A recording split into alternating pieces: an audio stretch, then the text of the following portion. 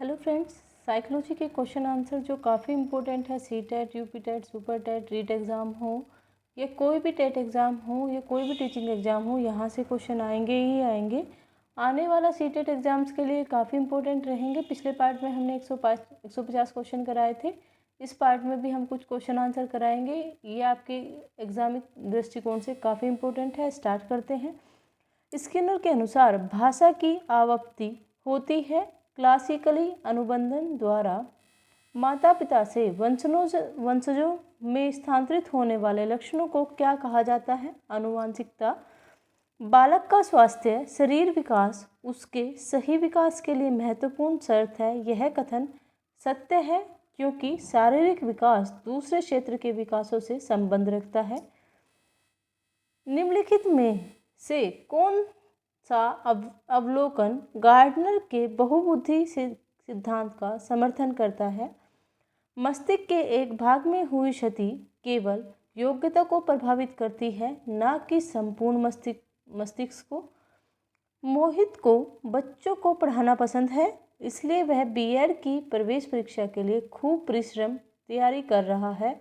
वह अभिप्रेरित है।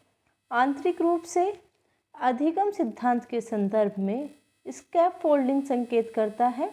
वयस्कों द्वारा अधिगम में अस्थायी सहायता मूल्यांकन का मुख्य उद्देश्य होना चाहिए। अधिगम की कमियों का पता लगाना और उन्हें दूर करना सतत और व्यापक मूल्यांकन के लिए सबसे उपयुक्त तार्किक आधार है। अधिगम के एक से अधिक पहलुओं का आकलन करना। एक अच्छा अध्यापक विद्यार्थियों के मध्य बढ़ावा देता है सहयोग की भावना को। आधुनिक शिक्षण अधिगम प्रक्रिया में शिक्षक की भूमिका है सीखने हेतु एक अच्छे सुलभकर्ता की। एक शिक्षिका अपनी कक्षा को प्रतिभाशाली बच्चों की योग्यता की उपलब्धि चाहती है। अपने उद्देश्य की प्राप्ति के लिए उसे निम्नलिखित में से क्या नहीं करना चाहिए? विशेष ध्यान के लिए उन्हें समकक्षों से अलग नहीं करना चाहिए। मानव व्यक्ति परिणाम है आनुवंशिकता और वातावरण की अंतर्क्रिया का। कक्षा में जो विद्यार्थी प्रश्न पूछते हैं उन्हें लगातार प्रश्न पूछने के लिए प्रोत्साहित करना चाहिए। शिक्षा के किंडरगार्टन पद्धति का प्रतिपादन किसने किया? फ्रोबेल। निम्नलिखित में से कौन सा कथन अधिगम के संबंध में सही है? अधिगम ऐसे वातावरण में प्रभावी होता है जो शिक्षार्थियों के लिए भावनात्मक रूप से सकारात्मक और संतोषजनक है। जब बालक की परीक्षा हुई द्वारा मापी हुई योग्यता के सही मूल्यांकन में स्थायित्व होता है, तब उस परीक्षा को कहते हैं वस्तुनिष्ठता। निम्नलिखित में से कौन सा शारीरिक विकास का प्रमुख नियम है? द्रुतगामी विकास का नियम। निम्नलिखित में से कौन प्रारंभिक बाल्यावस्था अवधि के दौरान उन भूमिका एवं व्यवहारों के बारे में जानकारी प्रदान करता है जो एक समूह में स्वीकार्य है? माता पिता एवं भाई बहन। निम्नलिखित में से कौन सा आयु समय परिवर्ती बाल्यावस्था श्रेणी के अंतर्गत आता है? 6 से 11 वर्ष में मापन की भूमिका सब सीखी हुई कुशलताओं में निष्पादन का संपूर्ण अवलोकन देती है।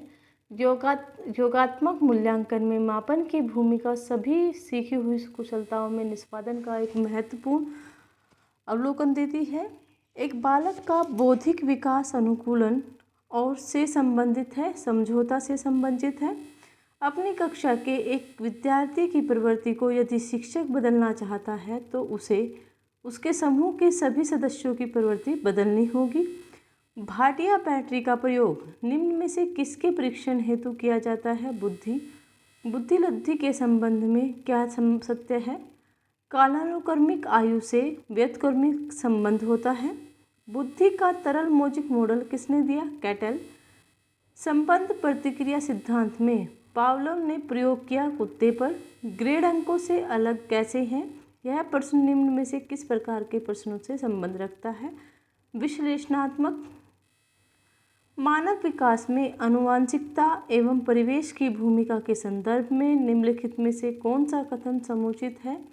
विकास के विभिन्न क्षेत्रों में आनुवंशिकता एवं परिवेश का सापेक्षिक प्रभाव परिवर्तनशील है।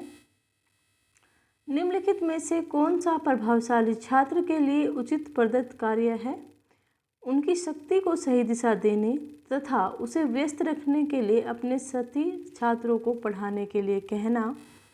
विकास की प्रक्रिया के 4 बुनियादी तत्वों की पहचान की गई है पियाजे द्वारा। उत्तेजक अनुकूलन सिद्धांत का संबंध किस मनोवैज्ञानिक से है? थॉर्नडाइक से।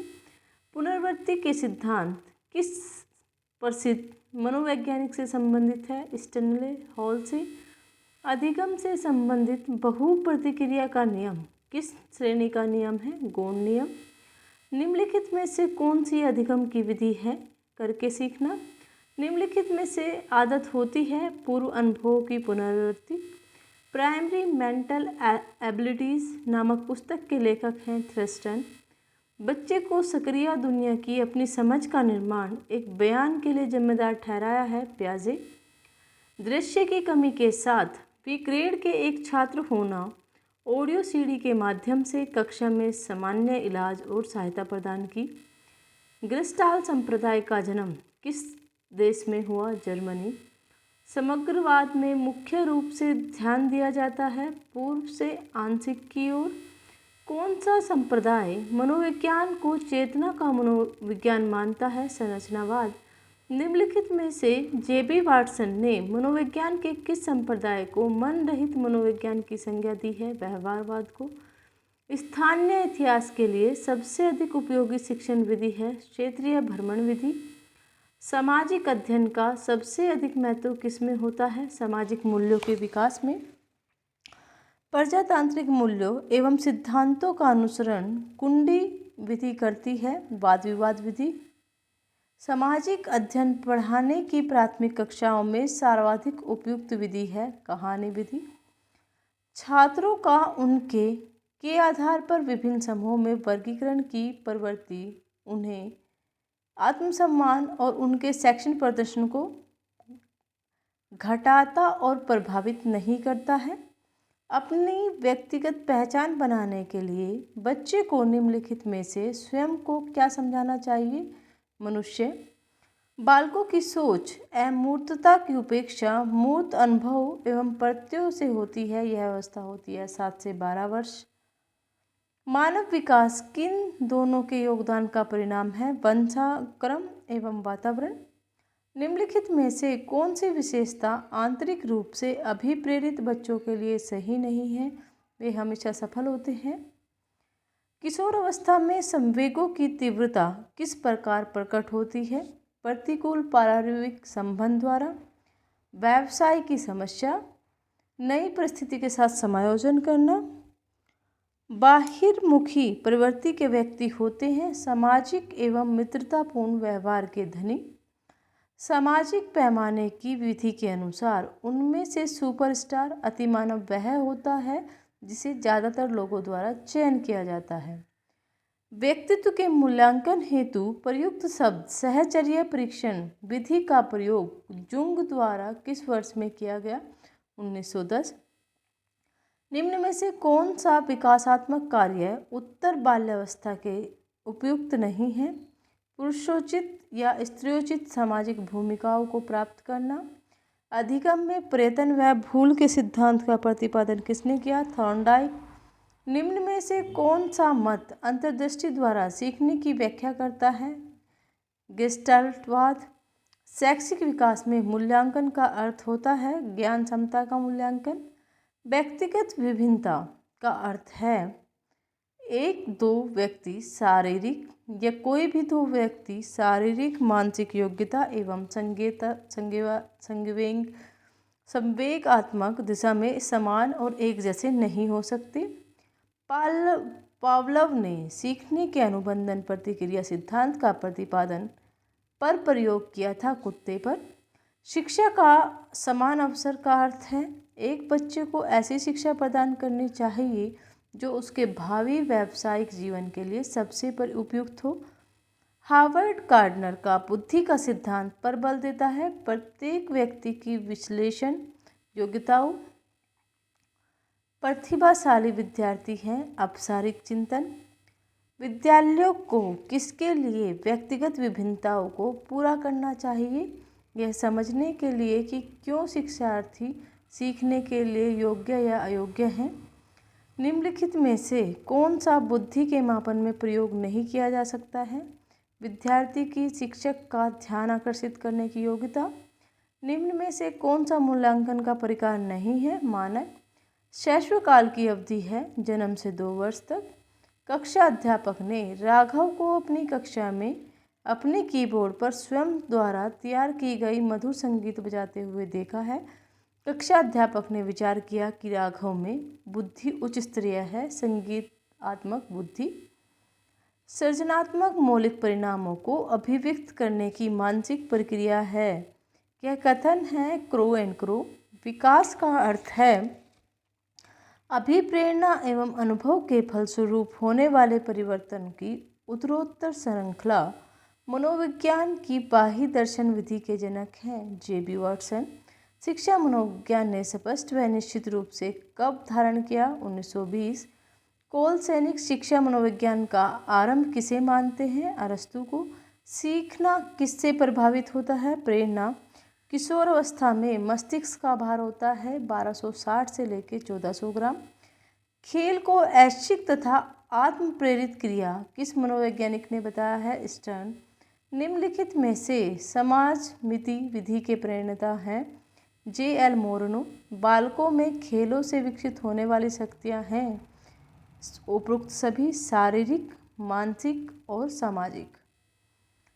मारिया मोंटेसरी पद्धति में शिक्षा किस माध्यम से दी जाती है? गीतों द्वारा, खेलों द्वारा, उपहारों द्वारा।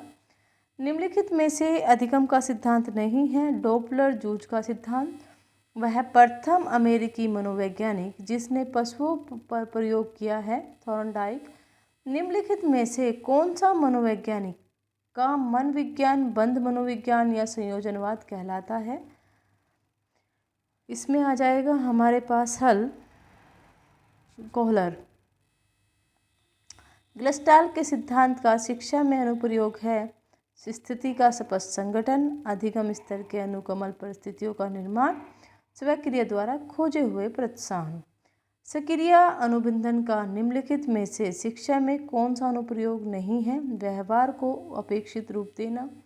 एक आदर्श अध्यापक में पाए जाने वाला गुण है लोकतंत्रात्मक दृष्टिकोण, विषय वस्तु पर अधिकार, बाल मनोविज्ञान का ज्ञान। चिंतन संज्ञानात्मक पक्ष में एक मानसिक क्रिया है। यह कथन किसका है? रोस।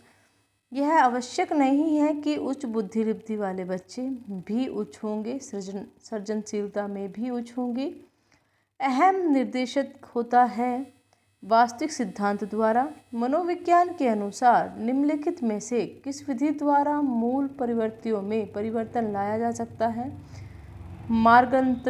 मार्गांतरीकरण।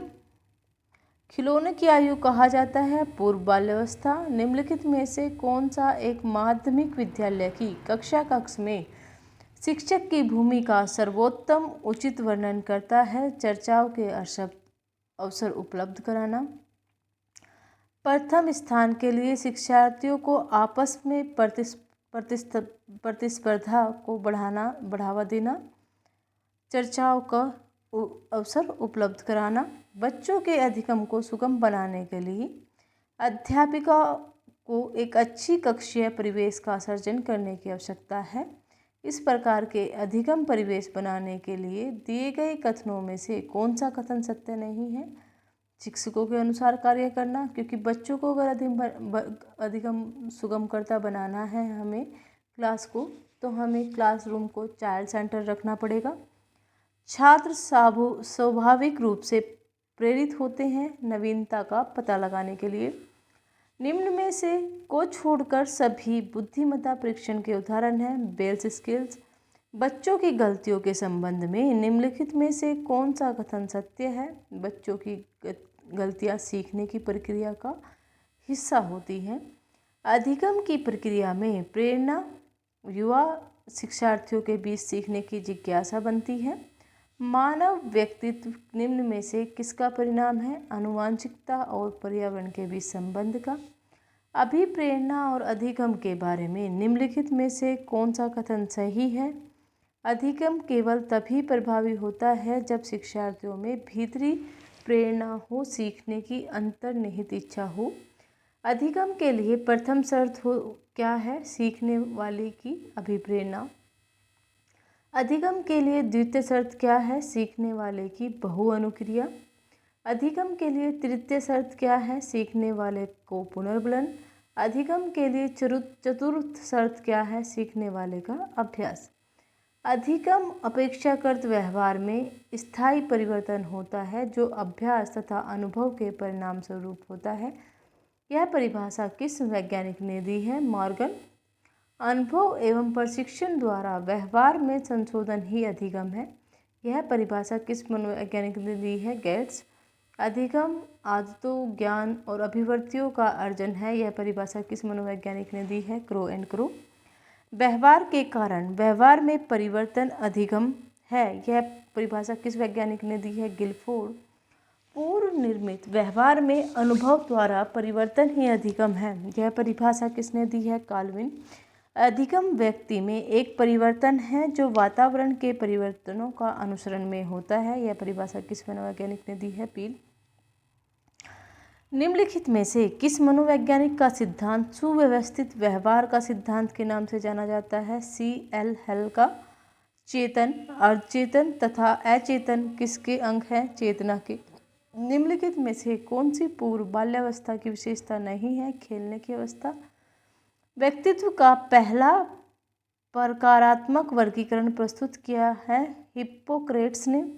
सूझ द्वारा सीखने के सिद्धांत का प्रतिपादन किया है कॉलर ने। यदि एक बच्चा 16 को 61 लिखता है और 6 और कै के मध्य अंतर नहीं कर पाता तो यह है सीखना का असक्षम। व्यवहार में होने वाले स्थायी परिवर्तन जो अभ्यास के कारण होते हैं को कहा जाता है सीखना। घनिष्ठ मित्रता की प्रवृत्ति पाई जाती है किशोरावस्था में। चिंतन अनिवार्य रूप से संज्ञानात्मक गतिविधि है।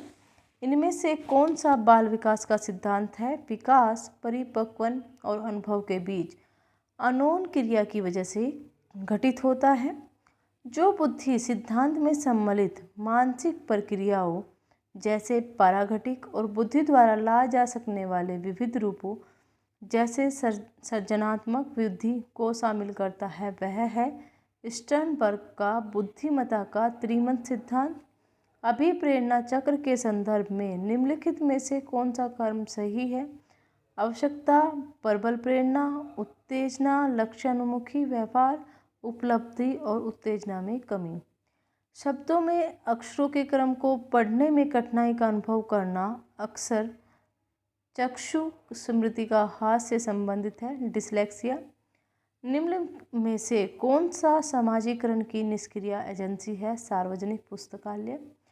पियाजे मुख्य रूप से किसके अध्ययन के लिए जाने जाते हैं? संज्ञानात्मक विकास। पियाजे की कौन सी अवस्था का संबंध अमूर्त एवं तार्किक चिंतन से है? अमूर्त संक्रियात्मक अवस्था। निम्नलिखित में से कौन सा रचनात्मक मूल्यांकन के लिए एक उचित उपकरण नहीं है? प्रदत्त कार्य असाइनमेंट। जब बच्चा फेल होता है तो इसका तात्पर्य है व्यवस्था फेल हुई है। निम्नलिखित में से किस मनोवैज्ञानिक का सिद्धांत सुव्यवस्थित व्यवहार का सिद्धांत के नाम से जाना जाता है? C.L. हेल का। अध्यापक को चाहिए कि सीखने की प्रारंभिक अवस्था में बच्चों की अधिक से अधिक सहायता करे एवं अधिक पुनर्बलन प्रदान करे तथा सीखने की अंतिम अवस्था में न्यूनतम सहायता करे। यह कथन किस मनोवैज्ञानिक के सिद्धांत पर आधारित है? C.L. हेल के द्वारा। विलियम वुंड तथा टिचनर किस विचारधारा के परिवर्तक हैं? संरचनावादी विचारधारा के। संशयात्मक बालकों की प्रवृत्ति होती है समाज विरोधी प्रवृत्ति, झगड़ालू प्रवृत्ति, अपराधी प्रवृत्ति। सबसे पहले मनोवैज्ञानिक प्रयोगशाला किस देश में स्थापित हुई? जर्मनी। व्यवहारवाद का मुख्य विशेषता है मापन। फ्रायड ने मन की तुलना किससे की है? समुद्र से तैरते हुए हिमखंड से। शिक्षकों की तैयारी की आधारशिला होनी चाहिए शिक्षा मनोविज्ञान। समाज मिति विधि में अध्ययन किया जाता है एक समूह की बनावट का अध्ययन। आधुनिक शिक्षा का संबंध व्यक्ति तथा समाज दोनों के कल्याण से है। यह कथन किसका है? फ्रेडसन। किशोर अवस्था की विशेषताओं को सही ढंग से स्पष्ट करने वाला शब्द है परिवर्तन। स्वस्थ शरीर में स्वस्थ मस्तिष्क का निवास होता है, यह कथन है अरस्तु। शिक्षण का कार्य शिक्षार्थी के ज्ञानात्मक, भावात्मक तथा क्रियात्मक पक्षों के स्तरों का विकास करना है, यह कथन है ब्लूम का। ज्ञानात्मक शिक्षण प्रतिपादक है N.L. गेज। शिक्षण के अधिगम पर बल देने वाला परिवर्तन हो सकता है। बाल केंद्रित शिक्षा पद्धति अपनाकर पुनर्बलन के सिद्धांत, विधिक सिद्धांत किससे संबंधित है? C.L. हल। अंतर्दर्शन की विधि दूसरी विधियों से अपेक्षाकृत है पुरानी विधि।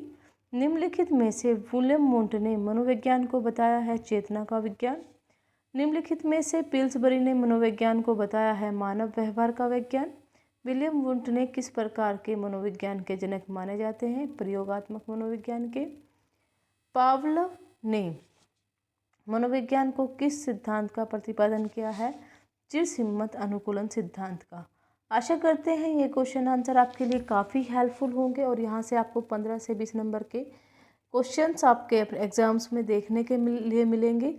अगर आपको सीरीज़ पसंद आएगी तो लाइक कीजिए, शेयर कीजिए, सब्सक्राइब कीजिए और कमेंट कीजिए ताकि हमें मोटिवेशन मिले और हम इसी प्रकार आपके लिए वीडियो लेकर आएँ। Thank you.